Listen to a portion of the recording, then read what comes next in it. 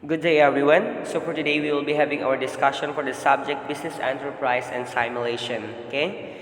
So the focus of our discussion for today is more on the parts that are included in the presentation or the actual defense.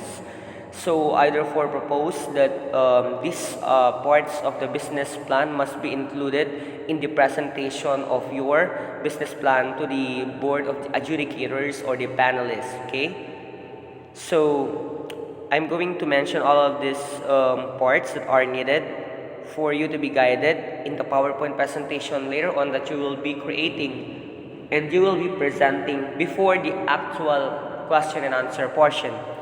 So first one would be the brief introduction of the product. So you're going to lay down what's all about your product, what are the benefits of your product, what are the ingredients of your product, and everything that pertains to your product, okay? Next would be the target market. You're going to lay down, of course, who or to whom your product is intended for. Okay, so today or previously, I've told you that the focus of your product are the online customers since we are under the global pandemic wherein nobody is allowed or there are some restrictions in going in and out of our homes. Okay, next would be the supply analysis must also be given in order for us to come up with an idea on how many units can we produce per day, per week, okay, per month, and per year, okay. So next would be the summaries of the 4Ps must also be included because the business panelists, okay, the panelists rather, are very much interested in the conduct of the business, particularly if they're going to see if the business is feasible in a certain location. For example, the place, the price is reasonable, okay, the product is good, or it can benefits, or it can match the needs of the customers. Okay, if the product create really an awareness to all of the customers, so on and so forth. So the 4Ps must also be included. A summary only. A contingency plan must also be included so that we have a plan B just in case that our product or the plan A will put at risk. Next would be the SWOT analysis must also be included in order for us to determine what are the internal and external factors included in our business or product offerings. Okay? The summary of the different financial statements per year must also be included for us to see if the business is really feasible in terms of the financial plan. Okay? So here are the criteria for judging your business plan later on.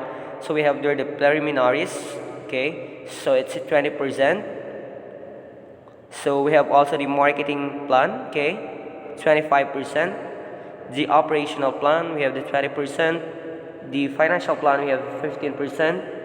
So all in all, that is 80%, okay? So the remaining 20% will be discussed later, okay? So under the preliminaries, the content of the business plan must follow the dynamics of finding the business opportunities. Okay, so this part is the part of the introduction until the recognizing the business opportunity. Okay, so the marketing plan that we are talking here for the next part is the 4Ps of marketing. Okay, that's 25%. The next one would be the operational plan. Okay, the operational plan must follow the organizational structure, okay, that I've mentioned, okay. Of course, the contingency plan is a part of it, the time frame for the Gantt chart, and the time schedule must also be included. That is 20%. The financial plan must also be included as a part of business plan wherein you can see if the business is feasible in terms of financing its needs, okay, and its expenses and its costs, okay. So we must make sure that under the financial plan, the profit must be bigger than its loss. I mean, its expenses, because if the profit is lower than its cost, then definitely we will incur a loss. Okay. So the other 20%, okay, the other 20% is we're going to do, we will be focusing on the formality of your business plan.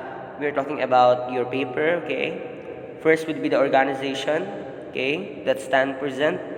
So we're going to, or I mean, in this portion, the construction of the sentences must be in hierarchical form for us to, or for you to get a high score as 10%, okay. The correct usage of grammar and the punctuations must also be included.